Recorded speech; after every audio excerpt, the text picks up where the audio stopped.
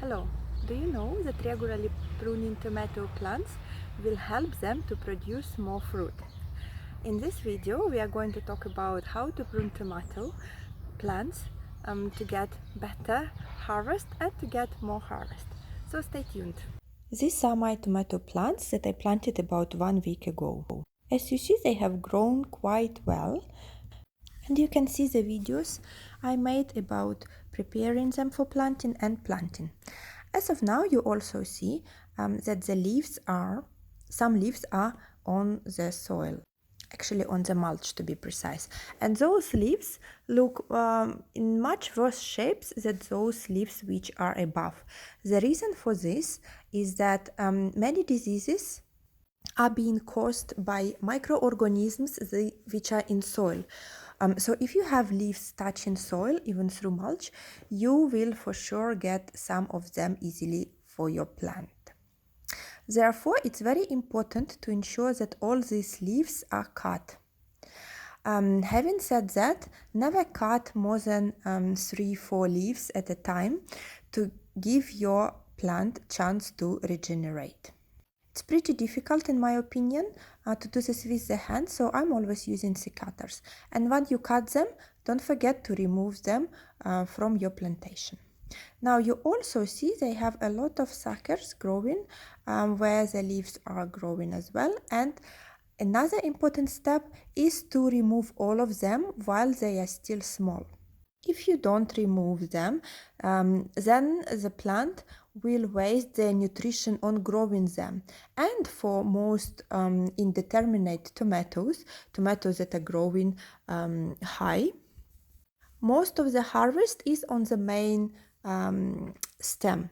Therefore, if you remove those little branches, those suckers, the plant will spend all this nutrition and energy on growing the main stem and producing more harvest, more tomatoes. It's important to do it quite often. In the period of active growth, probably every 3-4 days.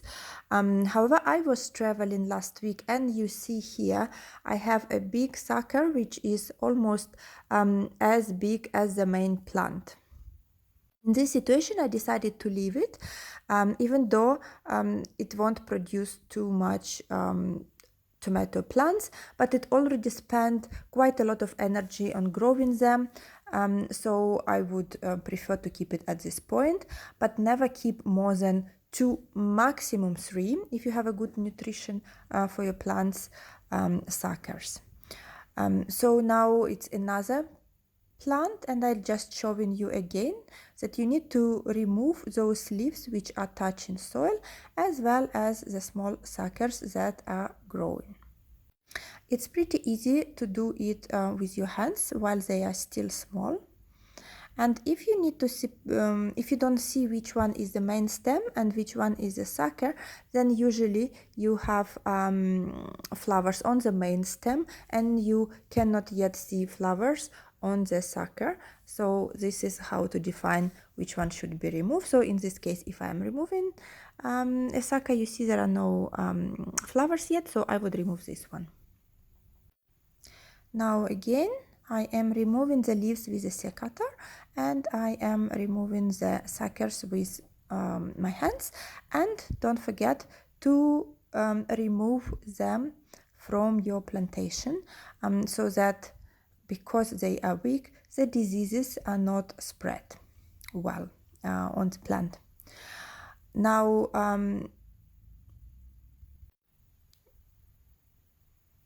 you can see here there is also additional one on the soil that I need to remove, and I also decided at this point to cut tips of the upper leaves which are touching soil.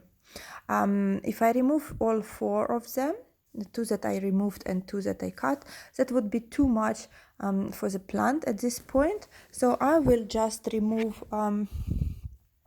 2 of them, which I already did, and the rest I will remove later, maybe in a week time, where they already produced some nutrition for the plant and the plant has grown. Here I'm showing you 5 tomatoes plants that I planted last week, already pruned. Don't forget that pruning will have to be repeated as the plant grows in order to prevent diseases and also ensure the harvest. I will also make a video for my next pruning, so do subscribe in order not to miss it. I hope you found this video useful, and from now on you are going to prune your tomatoes. The key here is to do it as often as possible, ideally every 2-3 days.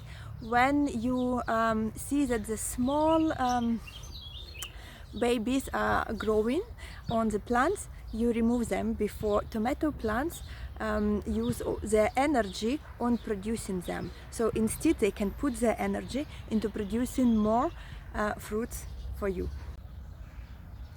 Oh yes, and don't forget that you cannot leave your cuttings here.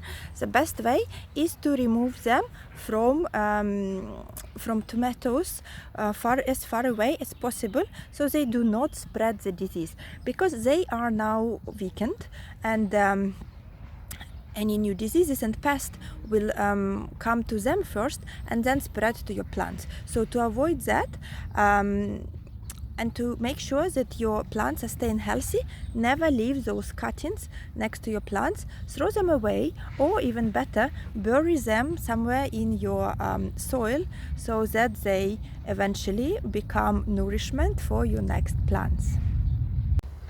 So stay tuned, subscribe and like this video, and see you very soon.